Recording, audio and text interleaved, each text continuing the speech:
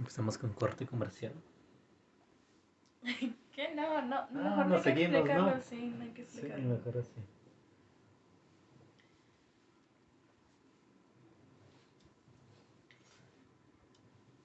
Ok. Sí. Prosiguiendo a la siguiente sección es cultura, en cuanto al círculo familiar, claramente. O bueno, en general, no tiene que ser solamente círculo familiar. En, en este caso, bueno, existe lo que es la cultura tradicional y no tradicional. En este caso, nosotros como mexicanos en el país de México, eh, contamos como una cultura tradicional, o fría, me parece, sí, fría, que es básicamente que nosotros tenemos unas ideas bastante arraigadas, no se mueve. La forma de ver las cosas, por ejemplo, como en Estados Unidos, comparándolo con Estados Unidos, es más liberal, no se guía tanto por la religión, y México sí, claramente somos un país increíblemente Es religioso, un país religioso. sí, entonces la cultura claramente afecta en cómo somos como personas. No, ¿por qué? Porque desde que tenemos la religión solamente, desde ahí ya hay un cambio. También el apego que tenemos a nuestros familiares, también existe una gran diferencia entre a lo mejor un estadounidense que muy apenas si ve a su familia. Entonces, hay una gran brecha de diferencia en lo que implica la cultura de una persona. Claro, por ejemplo, el apego a la Virgen de Guadalupe, que es la madre de México. ¿Cómo ve el mexicano a la madre, verdad? Lo Uh-huh. observa con mucho cariño, mucho respeto. A diferencia de otros países, ¿verdad? Que no tienen esta misma religión. Y vaya, la religión ocupa un tema casi que aparte. Y digamos, la religión de los indios, ¿verdad? Donde adoran a las vacas. Esto, esto que... No sabía eso. No, ¿no sabías No, esto? no, no sabía. Sí, sí, en este país donde adoran a las vacas esto va a traer mucha diferencia en tanto en la comida, o sea, la cultura va a afectar muchísimo, tanto la economía, a diferencia de México, ¿verdad? Donde se trata con mucho respeto a la mamá. Sí, claramente la mamá es como que lo primordial. Hay una mamitis de por medio en cuanto se trata de México. Y pues desde ahí ya se ve la brecha tan grande, porque es como en otros países no existe esta cultura de la cercanía en familia. En algunos sí, en algunos no, pero en México hay una cercanía tan grande que no es mamá, papá e hijos, no es mamá, papá, hermanos, tío del hermano, el perro, el vecino del perro, o sea, es un círculo familiar muy grande. Claro, y hablando de círculos familiares, ¿cómo se trata sobre todo a los abuelos, verdad? A los abuelos en México también se les trata con mucho respeto. Si a la mamá se le tiene respeto, al abuelo, a la abuela también se le tiene mucho respeto. Sobre todo si proviene de una familia machista, ¿verdad? Depende. Varía mucho el cambio de poder en esto. Ya depende de cada familia. Bueno, ahí también tiene que ver la cultura, porque México es un país machista, o sea, realmente culturalmente hablando somos un país machista. Entonces, por ejemplo, Estados Unidos, comparándolo con los Estados Unidos, no por hacernos de menos, sino porque es el que tenemos a un lado. Eh, este, ya existe una gran diferencia entre cómo se tratan las mujeres o a las personas, también afecta el machismo a los hombres, en Estados Unidos como aquí en México. Hay una gran diferencia y desde ahí ya empieza a afectar de diferente forma. Y la personalidad se ve arraigada por algunas cosas que tienes que llegar a hacer o...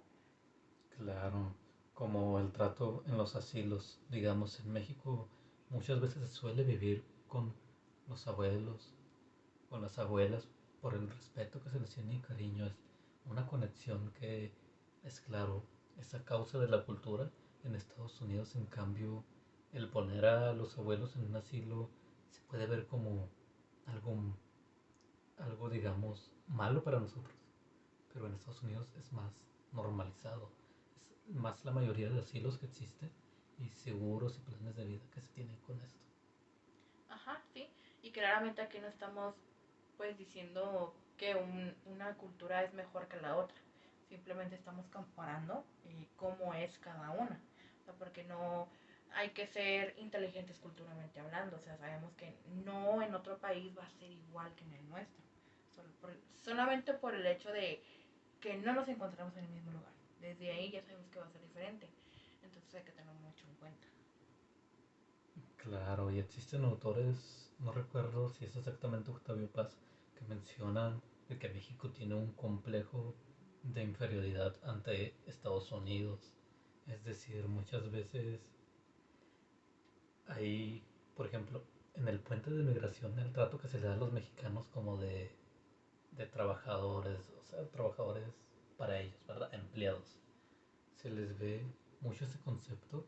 El mismo mexicano se suele sentir así como algo inferior. Se ve mucho en la cultura de México que el paso es un trofeo laboralmente. En la economía va de que se va a hacer totalmente diferente cuando, cuando se tiene esta idea y se toma la realidad en Estados Unidos de que el sueldo allá es suficiente para subsistir. Digamos, el precio también es elevado ya para empezar a vivir. Claramente condiciones de vida diferentes y diferente cultura, pero esta idea de idealización y de inferioridad está muy puesta en los mexicanos. Sí, claro, o sea, y eso también tiene que ver mucho con la personalidad, porque podemos llegar a, como dices, a hacernos menos solamente por el hecho de compararnos con alguien más, en este caso un país, pero eso también puede funcionar con cualquier otra persona y eso puede llegar a afectarnos de manera muy grande, algunos más que a otros dependiendo de qué tan susceptibles somos. Sin embargo, esto puede tener una gran repercusión entre nosotros, en tener una autoestima más baja que otros, en llegar a idealizar una idea o concepto. O sea, es una brecha bastante grande en la forma de compararnos con otro país, con otra persona, con otra cultura, eh, solamente porque creemos o se nos ha dicho que algo es inferior a nosotros. Entonces ahí también tiene que ver mucho eh, el símbolo que tenemos acerca de las cosas. El símbolo. Y se cree de que esto podría no afectar, pero afecta inclusive políticamente. Por ejemplo, en el caso de Peña Nieto. ¿Qué pasa con el petróleo cuando Estados Unidos ejerce presión? Claro, se puede tener la idea de que está en mejores manos y de que... y muchas ideas de estas. Y termina siendo posesión de los estadounidenses. Se termina dando mucho, digamos, aprovechamiento, un movimiento político que termina afectando claramente toda la cultura, a la población y a la moral del mexicano. Sí, claro, porque poniendo, ay, yo ya quiero hablar de política. Es Sí, porque poniendo un ejemplo de eso que acabas de decir, o sea, podemos decir de que no es que va a estar en mejores manos como dices porque es Estados Unidos, porque podemos, o sea, podemos verlo desde una perspectiva de nosotros le estamos ayudando a Estados Unidos, pero podríamos verlo desde la perspectiva de, oye, nosotros mismos podemos funcionar con nuestro propio petróleo, porque tenemos suficiente petróleo como para adquirirlo nosotros mismos y decir, oye, ¿por qué en vez de decir nosotros estamos ayudando? Bueno, es que ni siquiera yo me entiendo. ayudando de alguna manera a los estadounidenses, pero claro, ¿verdad? Actualmente el petróleo ya es gran propiedad, ya casi México no cuenta con reservas de petróleo. Ahora la mayoría le pertenece a Estados Unidos. Uh -huh. Ujú. Y sí, la percepción. Y si hablamos también de la percepción de una ciudad, Ciudad Juárez es una ciudad que ha sido percibida desde siempre como violenta por esta época en la que hubo una gran cantidad de violencia. En el 2007 me parece. Y sí, eh, esto también afecta gravemente la personalidad porque claramente somos susceptibles de otra forma. O sea, no vamos a poder comparar el hecho de que a lo mejor en Estados Unidos eh, las personas se manejan de diferente forma.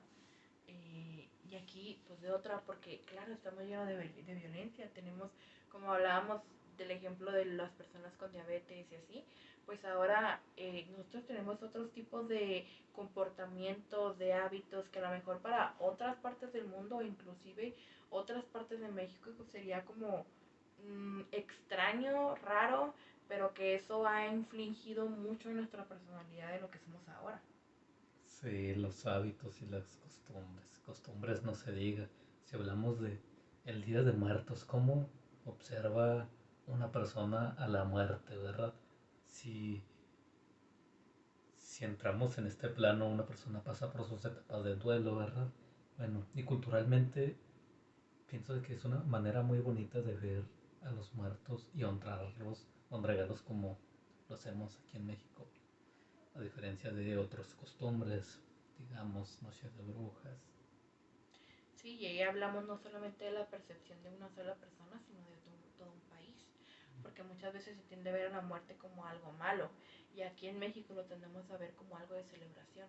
Entonces, eso también inflige en la personalidad. Cualquier cosa, la cultura, el ambiente, el círculo familiar, las experiencias personales, son lo que infringe en que nosotros seamos como somos. También puede ser en cuanto a todo un país, pero también en cuanto a nosotros mismos. Claro, no sabemos si tal persona se puede comportar más violenta por el concepto que se tiene culturalmente. Y claro, Ujú. Y pues creo que realmente abarcamos un poquito, nos fuimos un poquito de largo en cuanto a algunos temas, pero básicamente este fue nuestro pequeño aporte porque sabemos que podemos sacarle muchísimas más cosas a lo de la personalidad y sobre todo en constructos sociales y políticos, pero en este caso pues sería nuestro, ¿cómo se dice? Nuestra participación. nuestra participación en cómo creemos que es influida la personalidad por creencias en base a teorías y lo que consideramos más significativo. Desde un lado psicológico, claramente. Y pues sí, este fue el podcast de los Freudolitos. Muchas gracias. Me encanta el nombre. Muchas Sí. gracias por la atención.